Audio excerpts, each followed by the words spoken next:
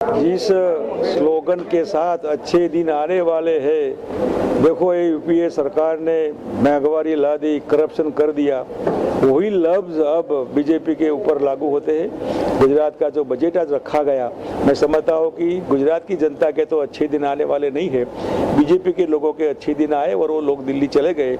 यहाँ गुजरात में हमारी अपेक्षा थी कि पेट्रोल, डीजल और ये जो खाद है, ये रासायनिक खाद किसानों के लिए, इसके पर एक गवर्नमेंट वेट कम करेगी।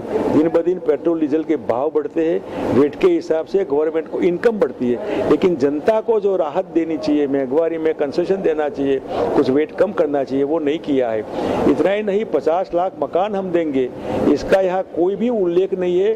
हाउसिंग का उल्लेख है, वो भी बिना मतलब का है। आप 50 लाख नहीं तो एक साल में 5 लाख मकान भी लोगों को कैसे देंगे, आप जरा बताइए हमको। इतना ही नहीं, अपने पराये करके हाउसिंग में जो आवंटन किया गया था, बीजेपी के लोग घुस गए थे इसमें, तो अच्छा हुआ कि वो ऑर्डर कैंसिल हो गया, वरना ये बीजेपी के लिए लाभान्वित योजना हाउसिंग वाली नहीं है। आम आदमी के लिए, मिडिल क्लास के लिए, गरीब आदमी के लिए, इनके लिए मकानों का आवास का आयोजन है।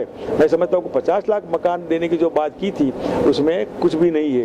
इतना नहीं, कई चीजें तो पीपीपी मॉडल के ऊपर इन्होंने कहा है। पब्लिक प्राइवेट पार्टनरशिप का मतलब है कि सरकारी माल के ऊपर प्राइवेट आदमी कमाए। अगर एरोप्लेन है, प्राइवेट पार्टी एयरपोर्ट बनाने जाएगा, कहाँ होगा? रास्ते है, प्राइवेट पार्टी बनाने जाएगा और उसमें सरकार मदद नहीं करेगी तो कौन जमीन कहाँ से वो करेगा? एक्वायर करना होगा। मतलब कि सरकार की मेहरबानी से प्राइवेट लोगों को मुनाफा करवाना, ये पीपीपी लाइन है। ये पीपीपी लाइन के ऊपर कुछ प्रोजेक्ट किए हैं जिसका कोई मतलब नहीं है। इतना ही नहीं, जो जीआईडीसी की बात की है, मैं समझता हूँ जीआईडीसी तो 60-70% तो अभी बंद है और आंशिक चालू है। इतने प्लॉट खाली है जिसमें सरकार जो भी करना चाहे वो चाहे। तकरीबन 40 से 50 हजार स्मॉल स्केल यूनिट बंद है और मैं समझता हूँ इसके बारे में भी सरकार ने कोई चिंता नहीं की है। इतना ही नहीं, लॉ एंड ऑर्डर के बारे में जो बताया, यहाँ 2.5 साल की लड़की के ऊपर रैप होता है, 5 साल की लड़की के ऊपर रैप करके उसका मर्डर होता है। रोड पर कोई लड़की बैठी है, कोई फ्रेंड के साथ उठाकर बुलेट वाले, मोटरसाइकिल वाले लोग उठाकर ले जाते हैं, उसके ऊपर रैप करते हैं। तो कायदा और व्यवस्था, लॉ एंड ऑर्डर गुजरात में कहाँ नंबर 1 है? तो बिहार और यूपी से भी बदतर हालत है। इसमें कोई नागरिक को सलामती नहीं है। आज सरकार को भरोसा नहीं है गुजरात सरकार के ऊपर कि हम सलामत है। ऐसी बीजेपी का जो बजट है, मैं समझता हूँ कि ये जगलरी है फिगर की, जिसमें कोई मतलब नहीं है। इन्होंने जिस हिसाब से जो कहा है, इसमें ज़्यादा मैं लोग खुश होंगे ऐसा मैं नहीं मानता। बिजनेस कम्युनिटी भी खुश नहीं है, क्योंकि जो बाहर से माल आता है दूसरे राज्यों से, वो सस्ता होता है, यहाँ के लोग बिल भी नहीं लेते हैं और इसलिए सरकार की इनकम कम हो जाएगी और आम आदमी को जो फायदा होता है वो नहीं होगा, दूसरे राज्य उसका लाभ ले जाएगा।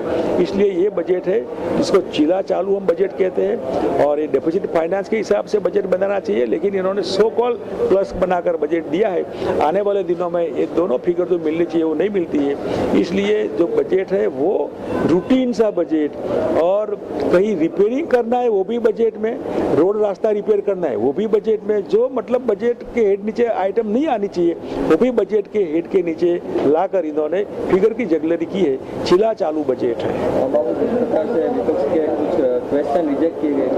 देखिए, हम अध्यक्ष का ध्यान आकर्षित किया था एक हफ्ते पहले कि साहब हमारे एमएलएस के जो क्वेश्चन होते हैं वो सरकार रिजेक्ट करती है।